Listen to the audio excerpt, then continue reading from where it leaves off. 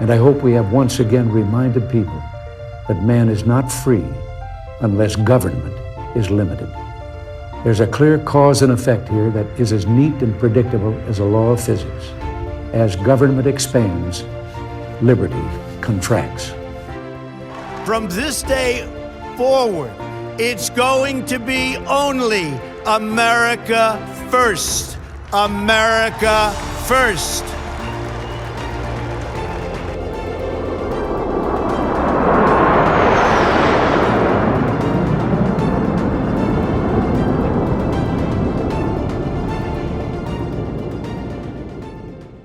The Liberty Podcast is brought to you by Proven Arms and Outfitters, specializing in rifles, pistols, tactical gear, and more.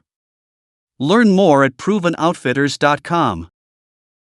Welcome back to the Liberty Podcast, presented every week by Proven Arms and Outfitters. They've got your rifles, your pistols, your tactical gear, and a lot more. Go to ProvenOutfitters.com online to find out all about this fabulous local business. It is 28th June 2024. Over my shoulder, you'll see a sunset.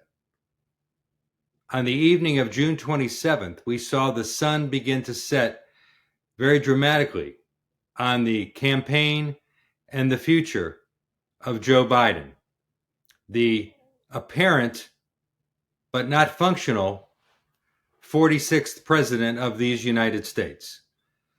I could go on for a long time about last night's surreal television show. You've heard of reality TV. CNN last night, June 27, brought us surreality TV.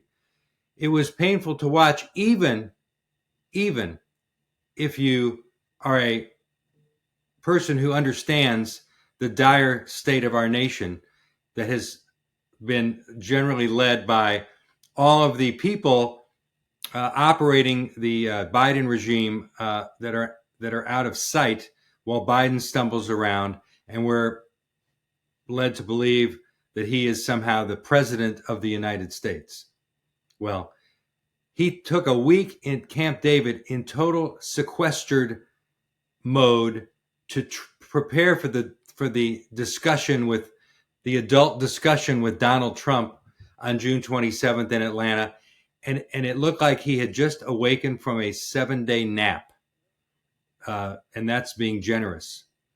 But here's an interesting little factoid for you. Where did Air Force One go when it was wheels up out of Atlanta late last night after the bloodbath that was Biden's inept performance? It didn't go back to Andrews Air Force Base. He didn't go back to the White House. He didn't go to Camp David. He didn't go to Delaware to the beach house. By golly, he landed at Raleigh-Durham International Airport in the wee hours of the morning. And why would he come to North Carolina? Well, it's a battleground state, or was until the debate. I don't know that there are any left now. But he landed late at night and was whisked away to some undisclosed location. I doubt if Roy Cooper invited him to bunk down at the governor's mansion, but he will be appearing on the afternoon of June 28th at the Raleigh State Fairgrounds in the Jim Hunt Center. Is that what it's called? Jim Graham, the Jim Graham building. Now, if you've ever been to that building, it is a relic of a building, and it's perfect for the Biden campaign. It's a relic of a building hosting a relic of a candidate and a relic of a soon-to-be former president. And you'll notice that when Biden comes to this state, North Carolina, he almost always goes to Raleigh or Charlotte because that's where the Democrats are. He forgets that there are, 97, call it, other counties where he is probably losing ground by the minute. And I can assure you that's the case in counties like Moore County, where Biden was never going to win. And now I imagine that the many independent, unaffiliated voters who reside in Moore County are waking up this morning with their Ronald Reagan mugs and wondering, what the hell did I just watch? And maybe I need something in here other than coffee, if you know what I'm saying. God bless you, Ronald Reagan. Now, he's in Raleigh on the 28th, and then who knows what they'll do with him after that. But here's what we do know. Here's what we do know. Okay, this is really kind of funny. Before this TV show on CNN, I'm not going to call it a debate because there was nothing of substance debated last night. There was mumbling by Joe Biden trying to remember his rehearsed lines, and there was Donald Trump very wisely standing there, not smirking, not mocking, just waiting for his opportunities to correct Joe Biden, to call out the falsehoods that were spewing out of his pursed little lips. And you know what was really interesting too, and this I think lends credence to those who theorized that last night's event was nothing more than a setup to give the Democrats and the power players behind the scenes an excuse to move Biden out of the way. And the reason that very well may be the case is the behavior of the CNN moderators. They actually moderated the event. They did not openly aid and abet Joe Biden, except in a couple of cases where they cut him off in mid-ramble and said thank you and moved on to the next topic. But by and large, they did not pepper Donald Trump with loaded questions. They did not steer the discussion in a manner that sought to,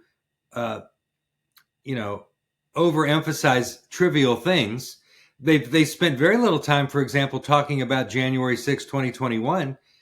And when they did, Trump very wisely, in response to a question as to whether he had violated his oath of office due to the activities at the Capitol on Jan 6, 2021, he said to Joe Biden, have you violated your oath of office, Mr. President, by virtue of our open border, by virtue of the damage you've done to this economy?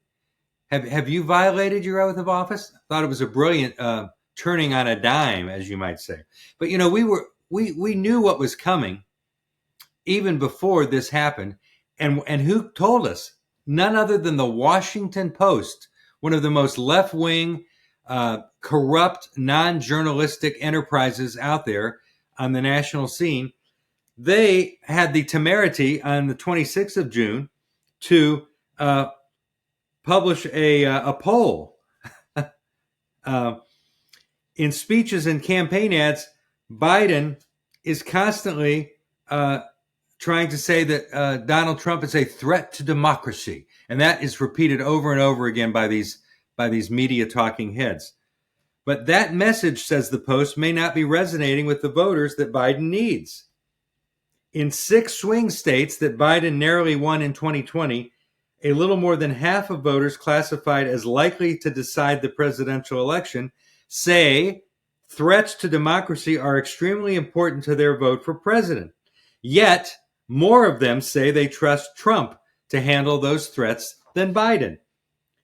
44% Trump, 33% Biden, with a few, unsures and dumb as rocks in between.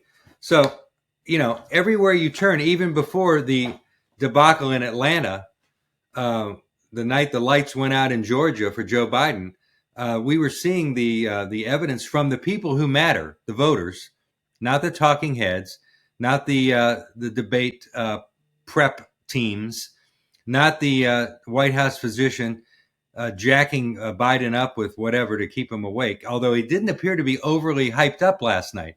So maybe whatever he took before the State of the Union just didn't agree with him, and they didn't go back in that direction, apparently, because he looked even older than 81, which is, an accomplishment in and of itself. Now, as for the recap on what was said last night, there is no better distiller of daily information that I have found than a man named John Ellis.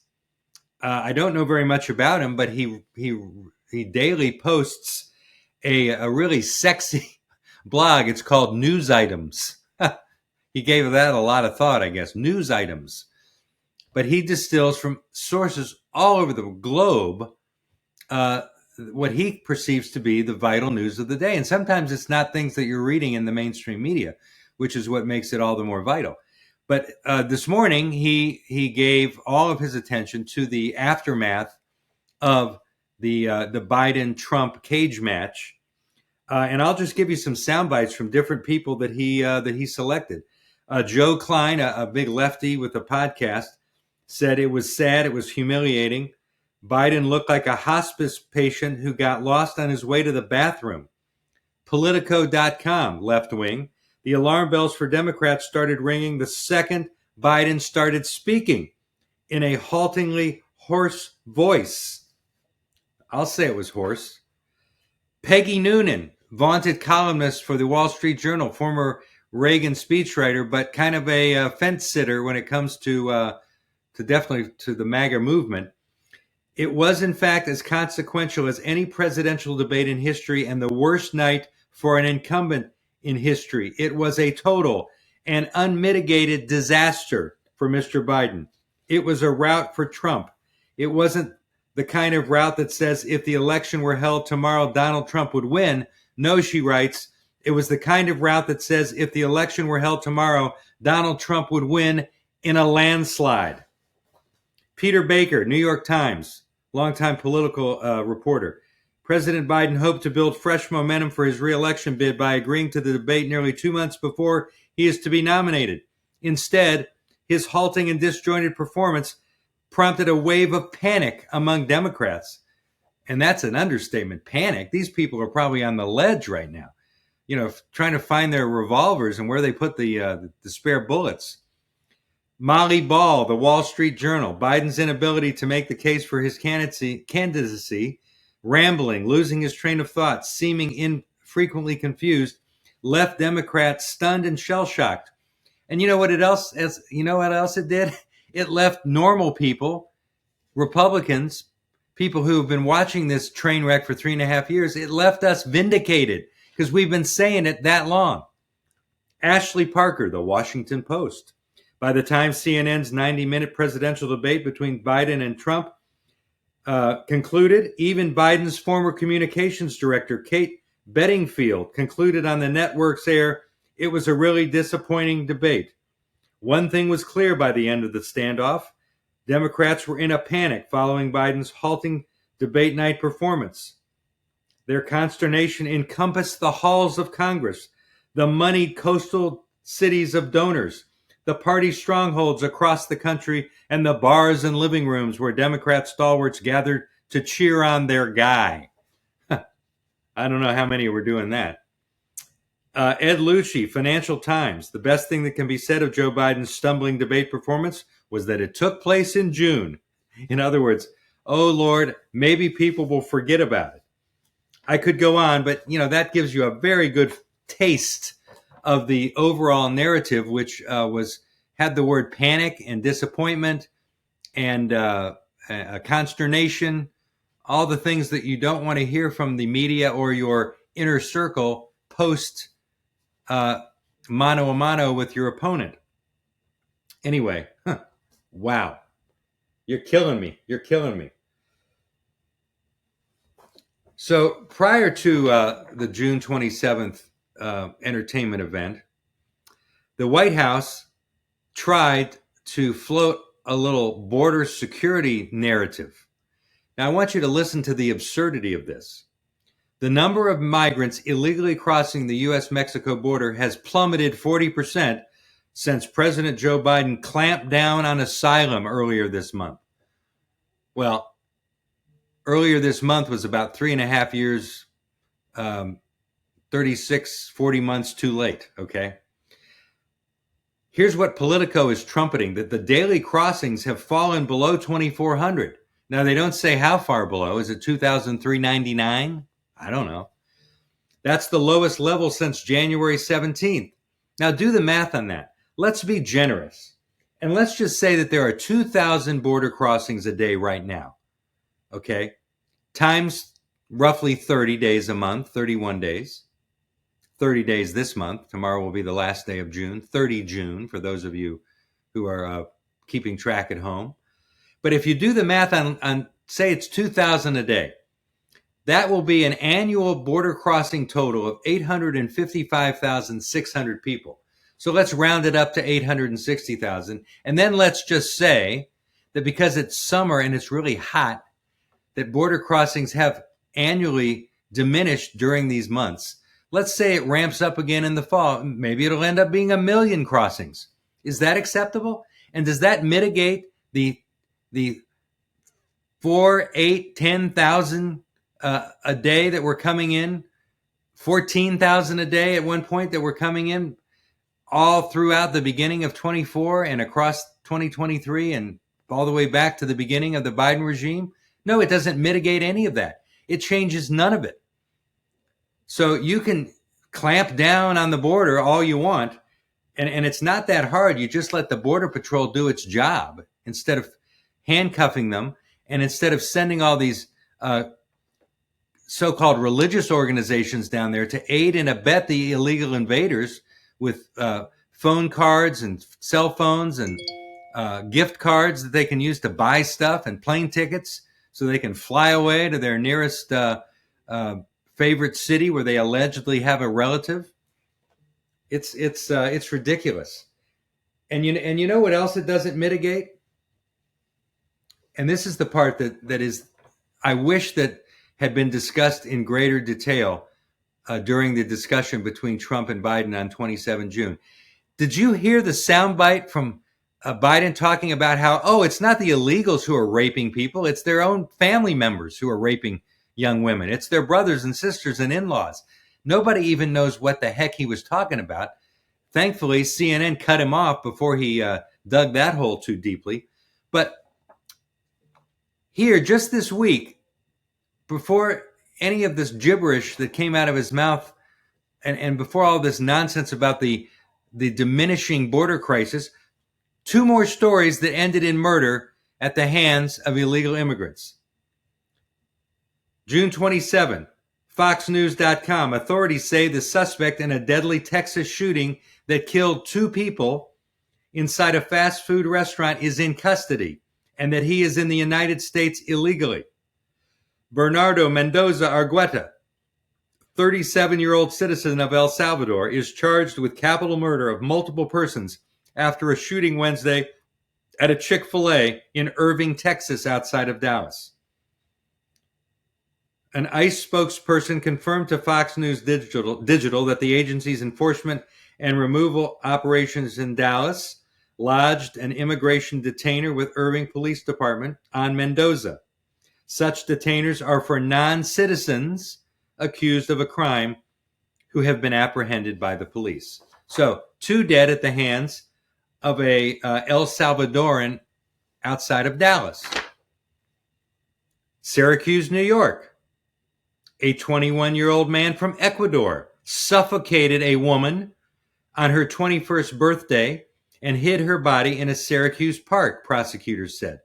The man buried the woman in a shallow grave, 15 feet back from trees in the park on the city's north side. The man was staying in an Airbnb across the street from the park. I wonder how he had the money to stay there. Catholic Charities, perhaps, handed him the American Express gift card on his way across the border. He was charged with second-degree murder and concealment of a human corpse, according to records from the County Justice Center jail in Syracuse. Wow. He had traveled to central New York last week to meet the woman for her birthday on June 18. People have told prosecutors that the two had gone to primary school together in their home country of Ecuador. Well, what do you know about that? Childhood friends, he comes back to Syracuse, tracks her down and suffocates her and throws her in a park. And it's happening day after day after day. And yet, we have no border crisis, says Joe Biden, mumbling, spewing spittle out of his mouth with every lie that comes out of his mouth. All right, folks. The ones who aren't murdering people, the non-citizens, the illegals, you know what else they're doing when they're not murdering? They're about to put a bullet in the head of our election integrity this fall. Here's a report from the New York Post dated earlier this month, but worth noting. Welfare offices and other agencies in 49 U.S. states are providing voter registration forms to migrants without requiring proof of citizenship. And Republicans and conservatives, just in time, but maybe a little late, have called for swift federal action to stop the handouts. Now, for you Democrats following along at home, there are 50 United States. This report says that in 49 of those states, all but one, which is Arizona, you're getting a voter registration form with no questions asked. Where are you from? How'd you get here? Who cares? Every state but Arizona gives applicants for either welfare benefits, driver's license, or in some cases, mail-in ballots, voter registration forms without demanding proof of citizenship. So you go in there for welfare. You go in for a driver's license. You go in because you want a mail-in ballot. Well, in order to cast one of those, you need to register. So if you say you're not registered, they say, we can help you with that. Who's aiding and abetting this? Well, I can tell you it's being done willfully and deliberately. And we sit here and wonder how it happens when we could easily stop it. There is currently no requirement on federal voting forms to provide proof of U.S. citizenship. Why not? It's illegal to falsely claim that one is a citizen or for a non-citizen to cast a ballot. Well, since when have these people cared about what is legal and what's illegal? The first thing they did when they got here was illegal. They crossed our border without documentation and without merit. Millions of migrants with humanitarian parole, refugee, or asylum status are eligible for benefits that would bring them into the offices where voter registration takes place. It's unbelievable. Mike Johnson, House Speaker. As President Biden has welcomed millions of illegal aliens through our borders, including sophisticated criminal syndicates and foreign adversaries, like, people affiliated with ISIS, the terrorist organization, Johnson said it is incumbent upon Congress to implement greater enforcement measures that secure the voter registration process and ensure that only U.S. citizens decide the outcome of our elections. Well, that's a very noble and urgent need, but where have you been on it until now? And I would dare say that there are even some semi-reasonable Democrats who would agree that we cannot turn our voter registration into a free-for-all, because eventually it's going to bite them too. I mean, it always does. Luckily, we have at least one and many more, but one that I know of, champion of voter integrity. She's Cleta Mitchell. She's a friend of mine. She's a friend of the Moore County Republican Party. She's a great friend of the Donald Trump campaign, coming to his aid as a lawyer in Georgia after the 2020 sham, Georgia being one of the hotbeds for ballot compromise and ballot finagling, shall we say. Thousands, I think it was 11,000 plus ballots that were not legitimate, that were counted anyway, and about the margin of Biden's victory in Georgia. Wonder how that worked out. Anyway, Cleta is quite a warrior. She is involved in a long-running initiative to bring back election integrity, starting at the grassroots. If you want to learn more about what she's doing and become a part of the effort, go to, on your computer, onlycitizensvotecoalition.com. I'll say that again. onlycitizensvotecoalition.com. Okay? Go check that out. A lot of good information there. It will answer the question that you may have, which is, what can I do? What can I do to make a difference? Okay, I want to wrap up with one of the best stories I've seen this week by far. We have been noting that diversity, equity, inclusion, DEI, is beginning to DIE, die on the vine. And why is that? Well, for one thing, when it comes to diversity, equity, inclusion, which is Marxist critical race theory seeping into the workplace, seeping into corporate culture like a cancer, what it tends to do over time is tick off the most important person to any business enterprise, large or small, the customer. Okay?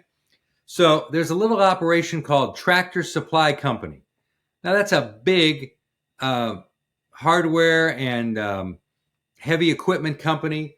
It's a place where people go to buy products just to tend their own yards. It's also a place relied upon by farmers and other people with large scale operations, thus Tractor Supply Company. It's a publicly traded company. It's been around for 85 years, so it's not something new to the market. But they got in deep into the DEI. They were all in on the DEI and all kinds of other social justice, corporate welfare nonsense. And it started to really impact their business. So this week, on June 27th, the same day as the bloodbath in Atlanta, the company issued a press release. And I got to read a good bit of it to you because it's hilarious. For more than 85 years, Tractor Supply has been focused on one thing: serving life out here, meaning your life, everyday life. Every day, our 50,000 team members, meaning employees, take care of our customers like family. We deeply value our relationship with our customers and the communities that we call home. You know, that's a pretty typical corporate mission statement. We work hard to live up to our mission and values every day and represent the values of the communities and customers we serve. Here it comes. We have heard from customers that we have disappointed them. We have taken this feedback to heart. Going forward, we will ensure our activities and giving, meaning donations by the company, tied directly to our business. This means we will, quote, no longer submit data to the Human Rights Campaign, whatever that is. Sounds nefarious. We will refocus our team member engagement groups on mentoring, networking, and supporting the business. What a concept!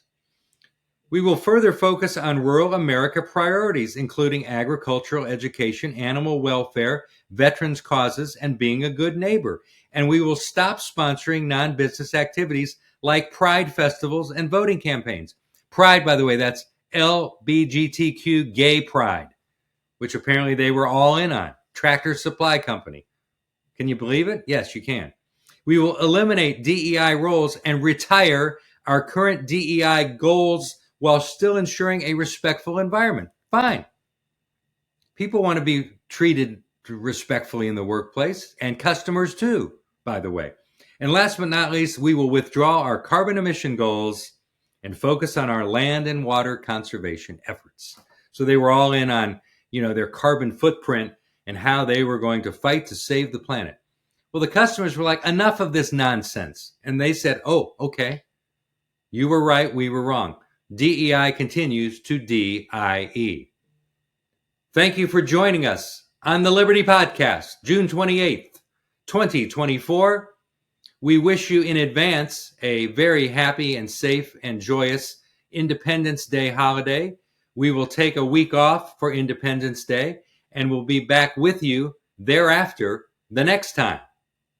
The Liberty Podcast is brought to you by Proven Arms and Outfitters, specializing in rifles, pistols, tactical gear, and more. Learn more at ProvenOutfitters.com.